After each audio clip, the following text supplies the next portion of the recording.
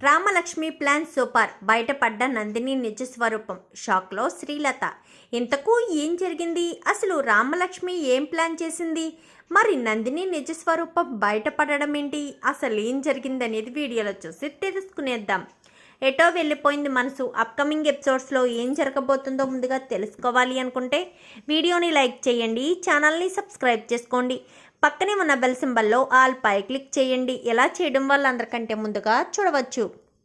మొత్తం మీకు చూసుకున్నట్లయితే ఇంకా సీతాకాంత్కి వంట చేసి రామలక్ష్మి తీసుకువెళ్ళిన తర్వాత ఇంకా అక్కడ నందిని ఉందన్న విషయం తెలుసుకున్న రామలక్ష్మి నందినికి కూడా ఫోన్ చేసి భోజనానికి రమ్మని చెప్తుంది.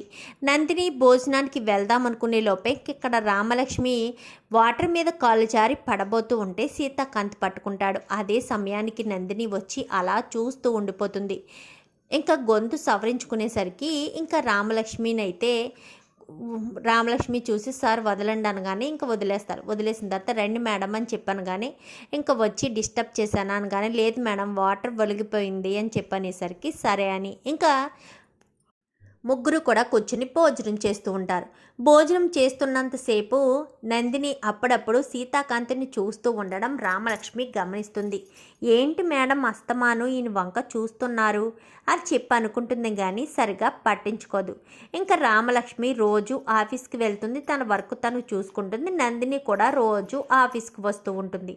ఇంకా ఒక రోజు అయితే రామలక్ష్మి ఆఫీస్కి వెళ్లకుండా ఇంటి దగ్గరే ఉండిపోవడంతో ఇంకా నందిని ఎక్కువగా పనున్నా లేకపోయినా అస్తమాను సీతాకాంత్ క్యాబిన్లోకి వెళ్తూ రావడం అంతా కూడా మాణిక్యం గమనిస్తాడు. ఏంటి అమ్మాయి అస్తమాను మల్లుడు రూమ్లోకి వెళ్ళి వస్తుంది, అసలు ఏం పని అస్తమాను వెళ్ళి రావడానికి? అయినా తన స్టేటస్కి తను వెళ్ళవలసిన అవసరం లేదు కదా, ఎందుకు వెళ్తుంది ఏంటి అని చెప్పి ఇంకా పెద్ద హోదా ఉన్న మేడం కదా, గబుక్కుని మనం ఏమీ అనలేమని వెంటనే రామలక్ష్మికి ఫోన్ చేస్తాడు. ఏం చేస్తున్నా రామలక్ష్మి అని చెప్పానుగానే చెప్పు నాన్న క్యారేజీ తీసుకొస్తాను ఇప్పుడు అని చెప్పనేసరికి కాదు ఇక్కడ నందిని మేడం ఉన్నారు కదా ఆవిడ మీద నీ అభిప్రాయం ఏంటి అని చెప్పాను కానీ చాలా మంచివారు నాన్న అని చెప్పాను కానీ నువ్వు అందరినీ అలాగే గుడ్డిగా నమ్మేస్తావు రామలక్ష్మి, ఎవరు ఎలాంటి వాళ్ళో తెలుసుకోవాలి కదా. అస్తమాను ఆ మేడం పనున్నా లేకపోయినా మీ ఆయన క్యాబిన్లోకి వెళ్తుంది, అదే మా అల్లుడు క్యాబిన్లోకి వెళ్ళి వస్తుంది. మా అల్లుడు ఎంత గసురుకుంటున్నా కానీ మేడం మాత్రం నవ్వుతుకుంటూ వచ్చేస్తుంది. నాకెందుకో అర్థం కావట్లేదని చెప్పాను కానీ సరే నాన్న నేను చూస్తానులే అని చెప్పనేసరికి నువ్వు గబుక్కుని ఏమీ మాట అనుకో, మళ్ళీ ఆయన కోపపడతారని కానీ సరేనమ్మా ఏమీ అనను అని చెప్పి ఇంకా మాణిక్యం చెప్తాడు. ఇంకా రామలక్ష్మి ఆలోచిస్తూ ఉంటుంది. ఏంటి నాన్న ఎలా ఫోన్ చేసి చెప్పారు, నిజంగానే మేడము ఆయనకి పనున్నా లేకపోయినా క్యాబిన్కి వెళ్తుందా లేక కావాలని వెళ్తుందా అని చెప్పి రామలక్ష్మి ఆలోచిస్తూ ఉంటుంది. ఇంకా ఆఫీస్కి వెళ్తుంది. ఆఫీస్కి వెళ్ళేసరికి భోజనం తీసుకొచ్చానని సీతాకాంత్కు ఒక్కడికి మాత్రమే పెడుతుంది, నందినిని పిలవదు. రోజు నందినిని పిలుస్తుంది కానీ ఆ రోజు మాత్రం నందినిని పిలవకపోయేసరికి నందిని ఏమనుకుంటుంది, రామలక్ష్మి వస్తుంది కదా భోజనం చేస్తుంది, ఇంకా సీతాకాంత్ పక్కన కూర్చుని సంతోషంగా భోజనం చేద్దాము, తను మా వంట మనిషిలాగా వంట వడ్డిస్తూ ఉంటుంది, ఈవేళ రామలక్ష్మిని కూర్చొనివ్వకుండా చెయ్యాలి అనుకుంటుంది. కానీ రామలక్ష్మి మాత్రం తనే పక్కన కూర్చుని ఇద్దరు భోంచేస్తారు. ఏంటి రోజు మీ మేడంకి పిలవలేదు అనగానే రోజు మేడంకి ఎందుకు పెడతాం సార్, ఏదో అప్పుడప్పుడు పిలుస్తాం తప్ప రోజు అదే పనిగా పిలుస్తామా ఏంటి అని చెప్పనేసరికి ఇది కరెక్టే, ఇది మన మంచికే, నేను ముందే చెప్పాను కదా వద్దని, నా మాట వినిపించుకోకుండా మొదటి రోజే నువ్వు పిలిచావు అంటూ ఇంకా సీతాకాంత్ అనేసరికి సరే మీరు తినండి సార్ అని చెప్పాను కానీ ఇంకా ఆ రోజు నుంచి కూడా రామలక్ష్మి ఇంటి దగ్గర ఉండదు. ఎంత పనున్నా కానీ ఆఫీస్కే వచ్చేస్తుంది. గమనిస్తూనే ఉంటుంది. నిజంగానే నాన్న చెప్పింది నిజమే, అస్తమాను మేడంకి ఏం పని, అస్తమాను ఎందుకు వస్తున్నారు అని చెప్పి అనుకుంటూ ఉండేసరికి ఒక రోజైతే శ్రీలత ఆఫీస్కి వస్తుంది. మమ్మీ ఆ రూమ్లో ఉన్నారు మేడం అనగానే గబగబా మేడం దగ్గరికి వెళ్ళేసరికి ఏంటి మేడం ఏంటి మా అబ్బాయి మాట్లాడడానికి వస్తే సరిగ్గా రిసీవ్ చేసుకోలేదంట అని చెప్పాను కానీ మీ అబ్బాయి మాట్లాడడానికి వస్తే నేను రిసీవ్ చేసుకోవడం ఏంటి మేడం, అసలు మీరు ఏం మాట్లాడుతున్నారో అర్థమవుతుందా, మీ అబ్బాయి కేవలం ఇక్కడ జనరల్ మేనేజర్, నేను షేర్ హోల్డర్ని, తనని నేను రిసీవ్ చేసుకోవడం ఏంటి, హారతి ఇచ్చి బొట్టు పెట్టి మరీ లోపలికి రమ్మని చెప్పాలా ఏంటి? అయినా మీ అబ్బాయికి మంచి మర్యాద ఏమీ లేదు కదా, పెట్టకుండా నన్ను పర్మిషన్ అడగకుండానే నా క్యాబిన్లోకి అడుగు పెట్టేస్తున్నాడు కదా అని చెప్పాను. కానీ మా అబ్బాయి ఇచ్చిన డీలింగ్ ఏం మీకు నచ్చలేదా అని చెప్పాను. కానీ నాకు నచ్చలేదు. సీతాకాంత్ ఉంటేనే నేను చైర్మన్గా ఈ కంపెనీకి షేర్స్ అంటూ నా ఉంటాయి, లేదంటే తక్షణమే నా షేర్స్ని నేను అమ్మేసుకుంటాను అని చెప్పనేసరికి, ఏంటి మేడం అలా కోప్పడుతున్నారు? సీతాకాంత్ ఒరే సందీప్, నువ్వు ఒకసారి బయటికి వెళ్ళరా అనగానే బయటికి వెళ్ళిపోతాడు. ఇంకా రామలక్ష్మి ఆ క్యాబిన్కే వేరే పక్క డోర్ ఉంటుంది. ఆ విషయము వాళ్ళకి గుర్తుండదు. ఇంకా డోర్ తీసుకుని ఇంక అక్కడే నిలబడి ఉండేసరికి ఇంకా ఇద్దరు మాట్లాడుకుంటూ ఉంటారు. ఏంటి నందిని మేడం, మీరు సీతాకాంత్ ప్రేమించుకున్నారన్న విషయం నాకు తెలియదు అనుకుంటున్నారా ఏంటి? ఇప్పుడు మళ్ళీ మీరు సీతాకాంత్ని దక్కించుకోవడం కోసమే కదా వచ్చారు. మా సీత ప్రేమ మీకు దక్కాలంటే ఆ ఇంట్లో ఉండే వాళ్ళ అమ్మగా నా సపోర్ట్ మీకు ఉండాలి.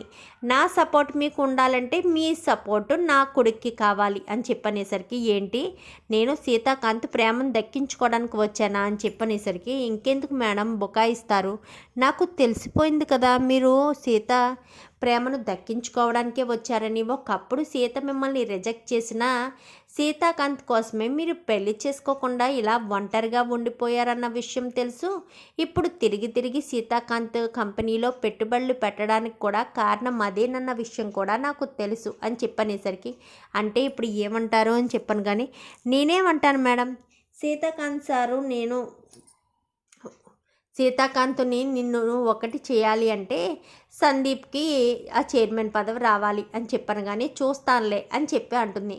చూస్తానంటే చేస్తాననే కదా, సరే అని చెప్పి అక్కడి నుంచి వెళ్ళిపోతుంది. అమ్మత్తయ్య, నందిని మేడంతో కలిసి ఇంత ప్లాన్ చేస్తారా? నందిని మేడం మనసులో కూడా ఇంత ఉందా?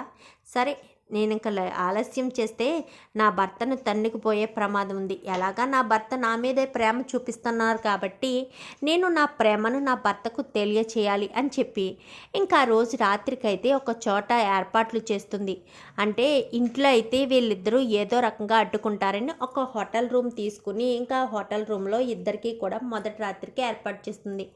సార్, ఈరోజు మనకి చిన్న వర్క్ ఉంది అని చెప్పాను. కానీ చెప్పు రామలక్ష్మి, ఎక్కడికి వెళ్దాం, లాంగ్ డ్రైవ్కి ఎక్కడికైనా వెళ్దామా అనగానే, అవును సార్, కానీ నేనే తీసుకువెళ్తానని చెప్పాను. కానీ సరే నువ్వు వచ్చాక నన్ను ఎక్కడ డ్రైవ్ చేయనిస్తున్నావు, నువ్వే కదా డ్రైవ్ చేస్తున్నావు, సరే పద వెళ్దామని ఇంకా రామలక్ష్మి వెళ్తుంది. వెళ్ళే దారిలోని, సార్ చిన్న పనుంది, మీరు కారులోనే వెయిట్ చేస్తూ ఉండండి అనగానే సరే అని రామలక్ష్మి ఒక షాపింగ్ మాల్ దగ్గర ఆపి గబగబా వెళ్ళి ఒక వైట్ సారీ, తనకి పట్టుబట్టలు రెండు కూడా తీసుకొస్తుంది. అంటే అక్కడ మొదటి రాత్రి ఏర్పాటు చేసినట్టుగా.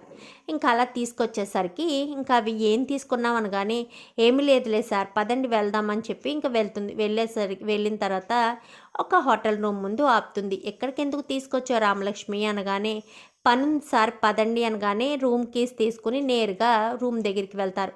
ఆ కవర్లో ఏమున్నాయంటే చెప్పట్లేదు, రూమ్ ఎందుకు చేసావంటే చెప్పట్లేదు, ఏం చెప్పట్లేదు అనగానే, మీకు రూమ్లోకి వెళ్తే మీకే అర్థమవుతుంది కదా అని చెప్పనేసరికి ఇంకా రూమ్ డోరు ఓపెన్ చేయడంతో రూమ్ అంతా డెకరేట్ చేసేసి ఉండి లవ్ సింబల్స్ అన్నీ కూడా డోర్ ఓపెన్ చేయడంతో ముందుకు వచ్చేస్తూ ఉంటాయి. ఇంకా రామలక్ష్మి అయితే ఇంకా లోపలికి తీసుకువెళ్ళిన తర్వాత, రామలక్ష్మి అని చెప్పాను. కానీ మీరు మీ బర్త్డే రోజు నా మనసులోని మాట మీకు చెప్పాలి అన్నాను కదా, ఇదే నా మనసులోని మాట.